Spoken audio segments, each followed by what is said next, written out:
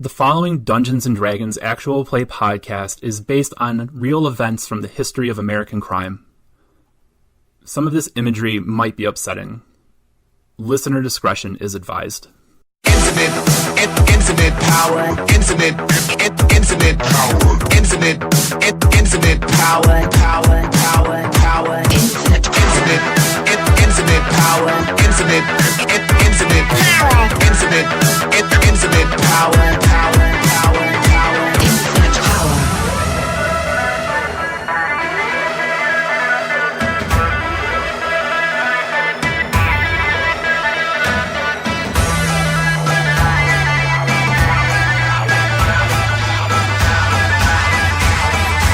Infinite power.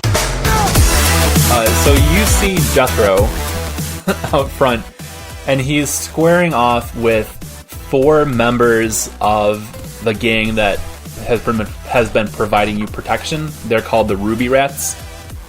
Ooh, how do you spell that? I know how you spell it. Ruby Rat. Could be TT. I don't know. No. If this was an 80s game, they would definitely be with 2 T's. Okay. Sure. But just one. That kind of metal hasn't found its way here yet. I'm like, God damn it! All right. Jethro has his great sword out. He's trying to keep them at a distance, but he's outnumbered, and they're kind of like closing in on him. You see, and it corresponds with another slam as one of them kind of darts in and shoves him really hard up against the door. He bounces off and then like swings wildly at them. He's definitely fighting defensively. Yeah, Nim's really gonna just like shake his head. He's looking at it. And he doesn't say anything, so he just walks back downstairs. He looks at Alos. He's like, I feel bad. Oh my god! So, all right. Jethro's. I gotta go take care of something real quick. And as soon as I say that, face step outside. Okay. So right in front of Jethro. Okay, so you face up outside just as Jethro is about to swing, and just as one of them are about to swing at him. I think you need to make a dex save to make sure that you don't take any kind of damage. I might die right here. Here we go, guys. Let's use this die. Oh, thank you. Dexterity saving throw? Yes. Thank God I have a +5. Alright, so 21. Okay, so you are able to, like, matrix. Like, you snap out there, and then matrix your way between these blades that are swinging. And that could have ended very badly for you. But I think as a... like, maybe in the back of your mind, you would say, like, I need to remember not to face step drunk so much, but whatever, it works out. Should have taken that last shot. Yeah, you're feeling that moonshine. And so you appear out there, and you dodge the blades, and everybody stops, and they start shouting at once. So the guys from the Ruby Rats are yelling at you about, like, this guard is snooping around. We saw this guard with his ear pressed against your door.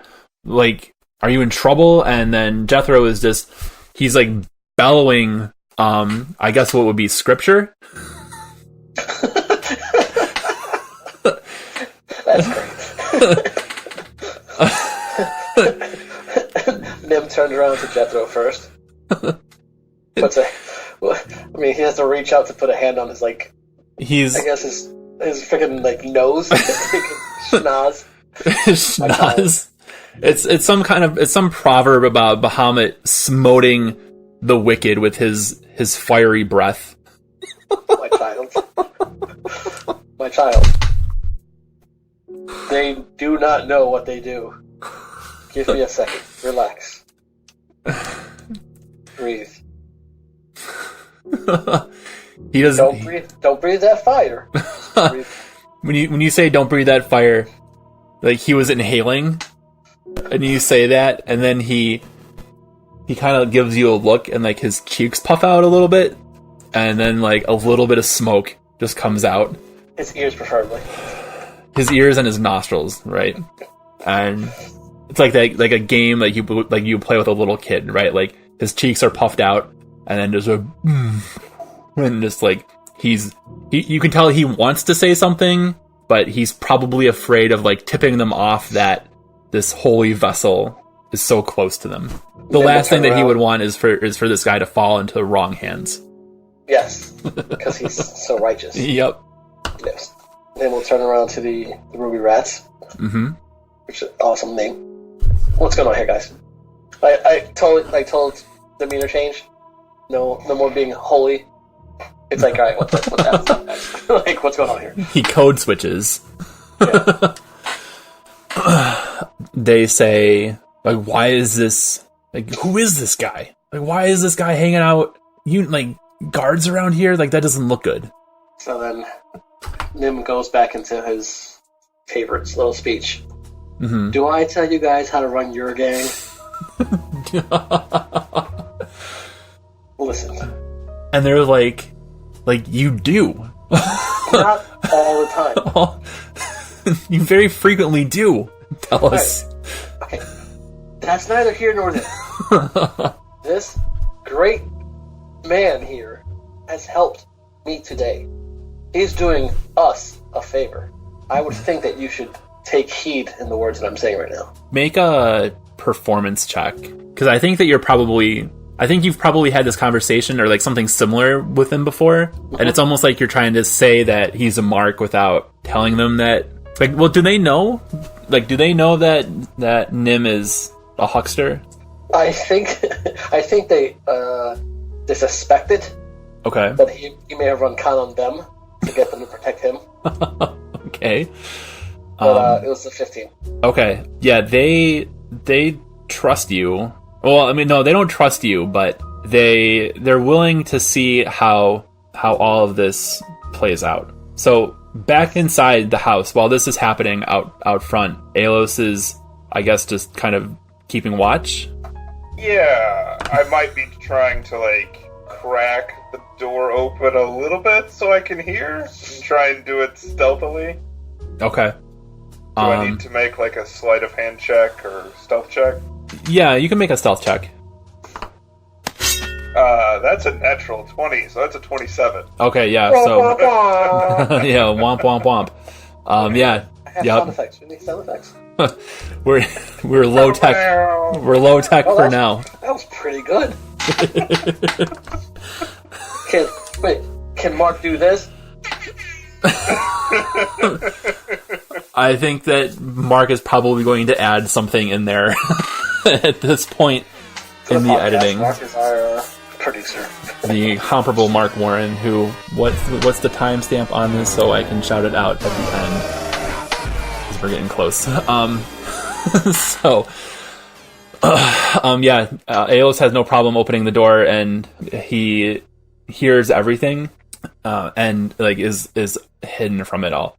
As he's listening in, he would hear movement on. I assume that this guy is laid out on like a couch or something. Like we had to put it on a couch. Yeah. So you would hear movement as he sits up, right, and starts talking. He's like, "Oh, where am I? Hey, buddy."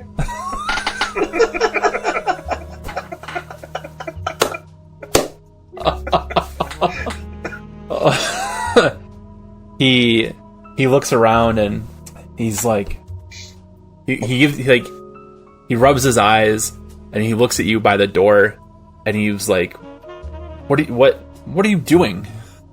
What's happening? I was just making sure our other friend was safe. There was a bit of a situation, but we're good now. Oh, well, does he require my assistance? No. He goes to start. He tries to stand up, but then it has to like steady himself, because he still has this giant mouse on his head. Like he might have a concussion. You can sit right there. If gods can get concussions, which sounds like that's the title of a no. I'm going. It's the title of like a pro NFL propaganda book. Wow. Yeah. Yep. I did not see that one coming. Oh no, it makes like somebody like a Fox News contributor would write it. or like Rick Riley would write it. Actually, it's 100% a Rick Riley book. Narrated by Brian Baldinger. With introduction by Skip Bayless. Can gods get concussions?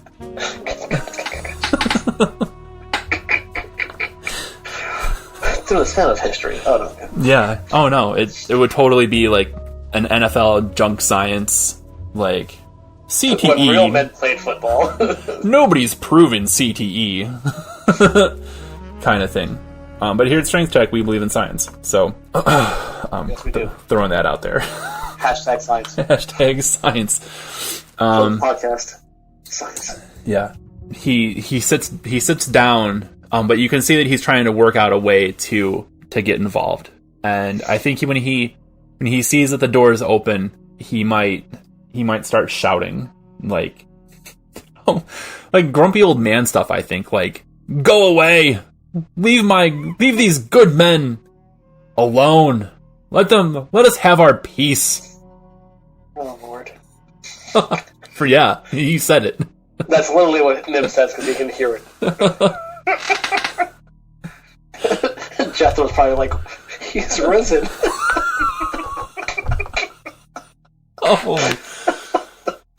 Oh my goodness. Yeah. So what would happen? So like he would start yelling that, and then Jethro would mimic it right away to try and get Bahamut's good graces. Almost like a call and response kind of thing. Oh, Jethro, so pure. Yeah. Halos just face palms. It's like, oh shit. What have I done now? Oh man, I'm outside, so. You're back inside? I'm still outside, right? You're still outside. The Ruby Rat guys are like look at you and are like, who's yelling? Like what is happening with this? Do I go to your home and ask you about what's going on with your family? I do that. He definitely has before. No, that might have been one of the cons that he ran as like a, I don't know, like a door-to-door salesman or something. Like that might have been one of his first cons as like a vacuum cleaner salesman. Nice. Like one of those like 70s gags, right? Where like the guy goes in and dumps like the glass of wine on the carpet. Like he did something like that to one of these guys. But wait, there's more. Yeah, yep. Then I would tell him, did I not teach you the ways of Mask, Lord of Thievery? And so they would say, this seems like it might be close to getting out of hand. Is our concern. This guard being around here, you gotta get rid of this guy. You need to get rid of this doofus. Like, look at him. And then you look over and the old man is still yelling like, leave us in peace. And Jethro would respond like, in peace. Like it's almost becoming like one of those improv games where two people speak at the same time and have to guess what the other is going to say. I was gonna say. Yeah, but only one of them is playing. Yeah.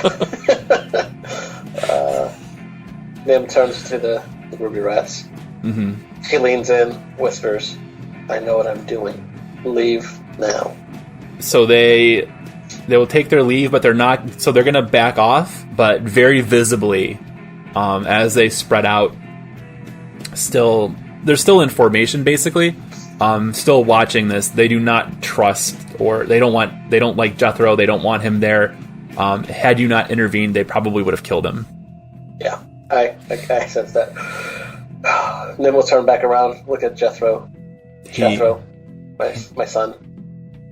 It may be time for you to depart. But remember, the light will shine your path back to your guard post. Part of him is suspicious of how you got the gang to go away, but his faith is unwavering, I guess. He would say, I will take my leave now. I beg of you, please come by the guard post tomorrow and let me know how he is. And as he like walks away, he would totally do one of those like gym teacher kind of things, where like he points at his eyes and then points at the like one of the gang guys. Like he would meet the parents, De Niro. Yeah, he'd 100% do that.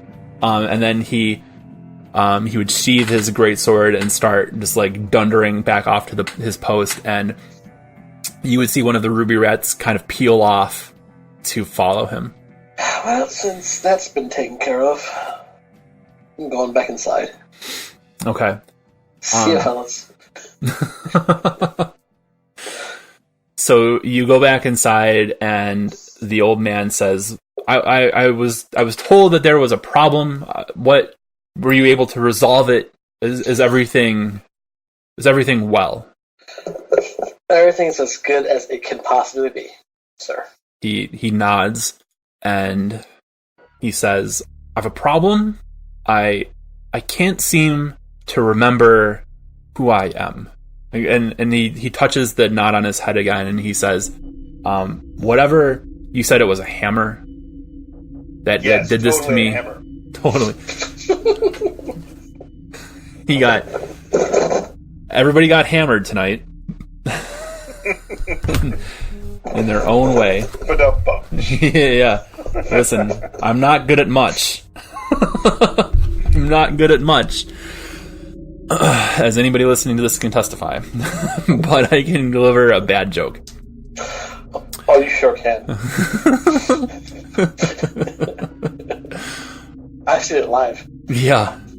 He says, whatever, this hammer seems to have robbed me of my identity. And I'm not sure, other than what you told me, that I apparently frequent that place and that we are friends. I don't know who I am, so I need you to tell me, friends, who am I? And then would say under his voice, I never said we were friends. And then look back up at him and he was like, well, I remember the waitress calling you Paul. Paul. But he looks at Alos for confirmation of this. Yes, I believe I did overhear them say your name was Paul. I am Paul. And that you're a banker. I am Paul. I am a banker. Yes. Nim just looks over like, what? Like, he mouths the words, banker. And so you seem considerate, and he's like, Paul the banker. Seems... That's why they hit you on the head with the hammer. They were trying to rob you. He has like this sharp inhale, like, and then he, I think, kind of instinctively goes to pat himself down, and he doesn't have anything on him because you took all of his stuff. And wait, so the Alos has all the stuff, right? He says,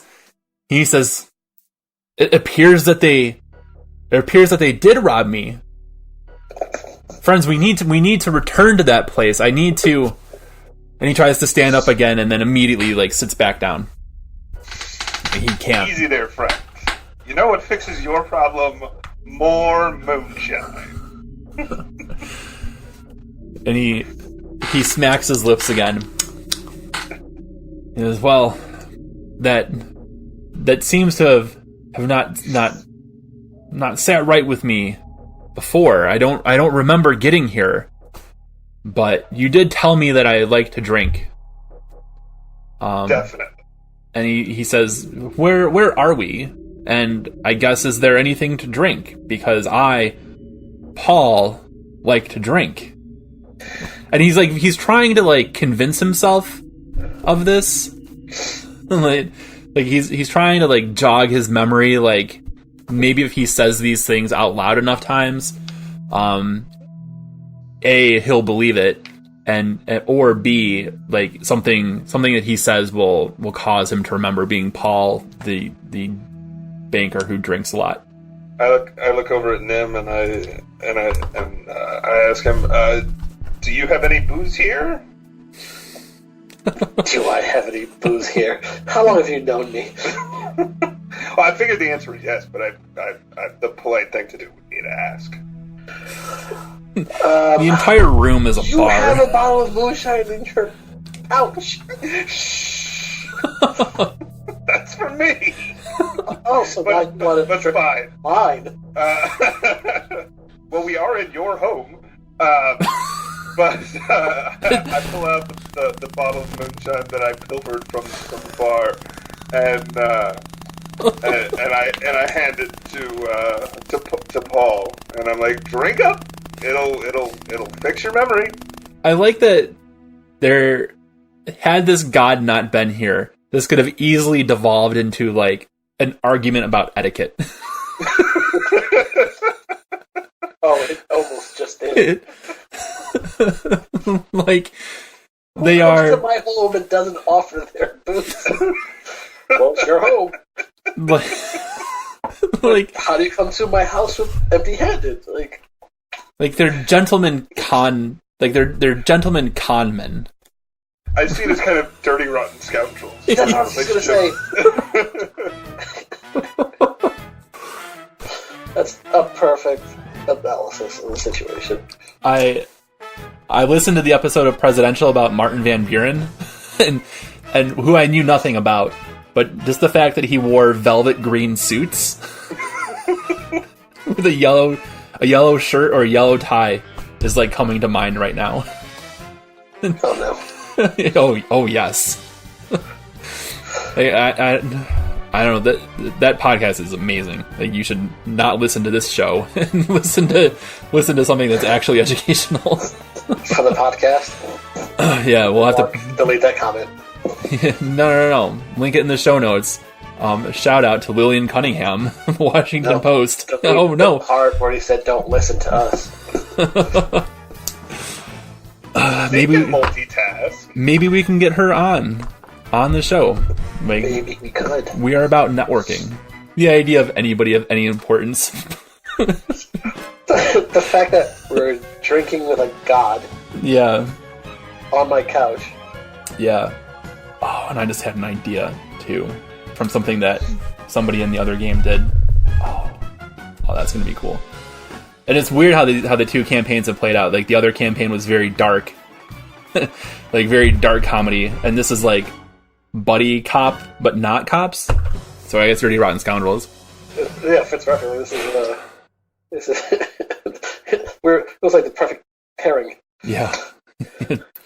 Funny how this stuff. Let's con a god. Yep. Yeah, that was the idea. That's what I wanted to run with tonight.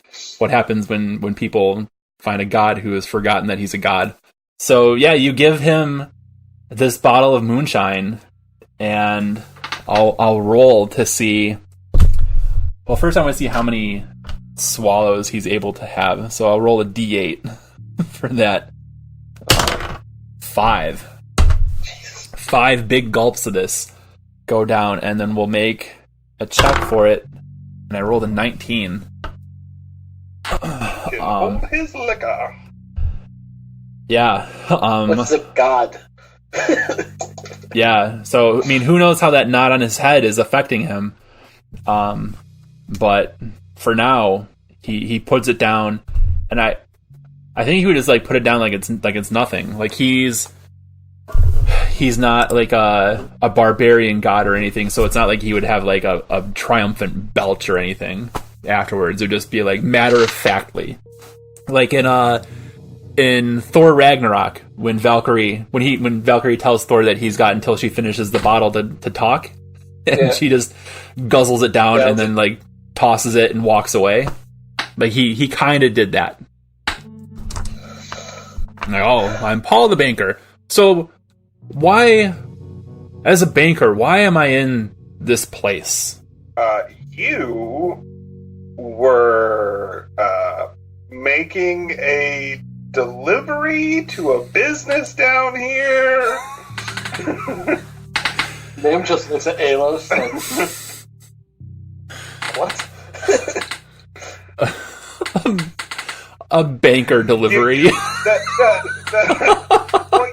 You were delivering a a foreclosure notice. Nim takes a swig of the moonshine.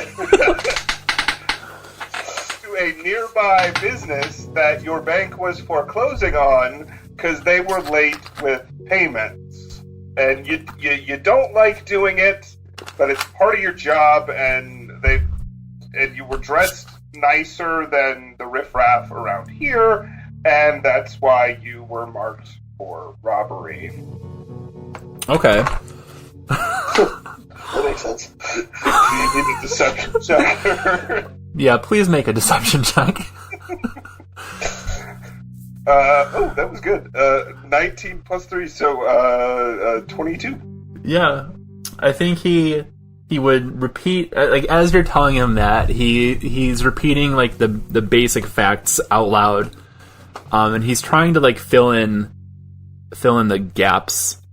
He's like, I'm a banker, I was foreclosing, I had paperwork, but the people who robbed me must have also taken the papers, and they must have had a satchel of some sort. I think they just threw that in the sewer once they, What? Wait, okay, Paul, hold on one second. They would, like, call Alos over real quick. We're just gonna go to the kitchen real quick. It's just... I'm gonna get you a glass this time for your moonshine. And as soon as get there... What in God's name are you talking about? The lie is compounding. I know. And You want to learn, right? yes. Stop compounding the lie. I like that you're doing this too, because, like, without knowing anything about what you teach, like professionally, you would know that criminals that do this are, like, digging their own grave. Yeah. If you want to learn, this is not the way we do it, right? Like, the perfect, like, dumb guy. Anchor. Look, I'm panicked. Anchors don't glow. Well, other people obviously didn't notice the glowing. It was just us. Because when I said, behold, you know. It was Jethro. Jethro doesn't know a goddamn thing. It occurs to you that you may have, like, the glowing may have had something to do with the alcohol, right? Like, maybe you were hallucinating, maybe you could see it because the alcohol opened your senses. Because so when he's been drinking and we haven't, we're not seeing Paul glow anymore. Yeah, because you're drunk. Okay. Oh, that's okay. Yeah, that's true. I have to keep that in mind, that he is perpetually, that Nim drinks from dawn till dawn. So I guess if you want to make a perception check to see if you can detect that glowing aura, you can. Both of us? Well, Nim's the one that's been drinking. Perception 14 plus 4, 18. Yeah, you still see this aura, this shimmering aura around him. He's trying to think out loud about, like, what business, or, like, what type of business would have, like, down here would be working with a bank that he assumes is above ground. And so it must be something that's kind of sketchy. And so he's, like, talking to himself. He says, well, people down here are always, they're always trying... Big foreclose. Payday lender. Oh yeah, it's got to be like yeah, it has to be a place like that, like what would the equivalent of a cash for gold place be in this world? Well, I think based on what you described, they would probably have, like, pawn shops. Yeah, they would have pawn shops. There would totally be a pawn shop. Yeah, he would as he's talking out loud, he would say, you know, it must have been some sort of predatory business taking advantage of the people here. If the bank has claimed that property, then he kind of has, like, this realization, and he says, maybe, I don't want to alarm you, but maybe that attack on me wasn't random. Maybe the proprietors of this of this place tried to have me killed. What? Yes, that has to be it. And you can see like his blood starting to boil. He says, "Oh, were it that you hadn't sent away that very earnest guard, an arrest has to be made. I think that we need to. I need to confront my attackers." And he puts his hands on his knees and he pushes himself up to steady himself. And he's kind of wobbly, but he's not collapsing back into the couch this time. He's up. Let's go to this shop. I want to see my shop. Your shop? Mm-hmm. Yeah, he wants to go to he thinks he can find. He's going to try to find the pawn shop or some predatory business that might look familiar to him. Alos?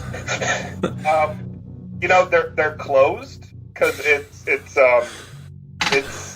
like 9:45 and everything here closes at 9:30.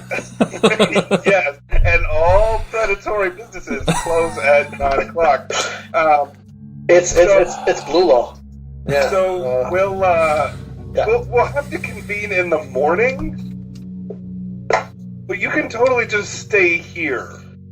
What do you mean you can stay here? Where else are we gonna take him? Don't you live down here?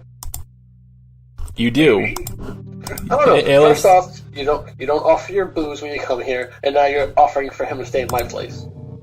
Alos has a place somewhere. Yes. It's not as nice as this place, and he wants to just stay here himself. It's not as nice.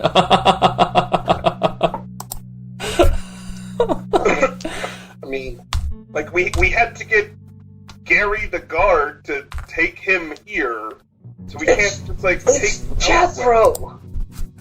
Respect the mark. Write down Gary the guard, so Gary can show up at some point. Listen, if you're staying here, I need a night's boarding fee. What?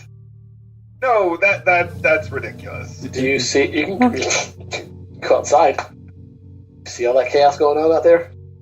You know what? Sure. No fee. Just hand over the bracelet, and I'll take care of it. The old man is sitting there perplexed at this negotiation. Or standing there, kind of like wobbly and like kind of giving you that like confused drunk guy kind of like stare. Like, oh, I know the stare. Don't you worry about it. Yeah, no. I know that stare very well. Like he's just confused about what's happening, and he's like looking around your house, and taking it all in. I will discreetly pass the bracelet to Nim. Okay, make a sleight of hand check. That's a natural 1. So 8. Do I have to do that too? Because he's had against me or no? No, he's making the pass. So I knew that was a fail. It's a fail anyway. So yeah, Alos reaches out with the bracelet and it slips out of his hand onto the floor, like in plain view of everybody. And the old man's eyes focus on it, and he considers it for a second, and he says, "That is mine. That is an image of Saint Cuthbert. Am I?" What it is? And I just kind of like kick it. And so that's where we'll stop. As he has maybe this, like, he knows the bracelet means something, and then Alos tries to kick it under the couch. And that's the end of the scene. And that's the end of our show for this recording session. I don't know how many episodes this is going to be cut into and how we're going to cut it with the other recording, but as always, you can follow the show on the Red Hot Twitter machine at Strength Check, or me at Hey Dr. Will. It's HEYDRWIL, or you can email the show at strengthcheckpodcast@gmail.com. The show is produced, as always, by the incomparable Mark Warren, who looked at this around 1 hour, 46 minutes and thought, this is tight. Oh, hi, Mark. Thank you all for listening. Thank you guys so much for playing tonight. Really appreciate it. Bye, everybody. See ya. Bye.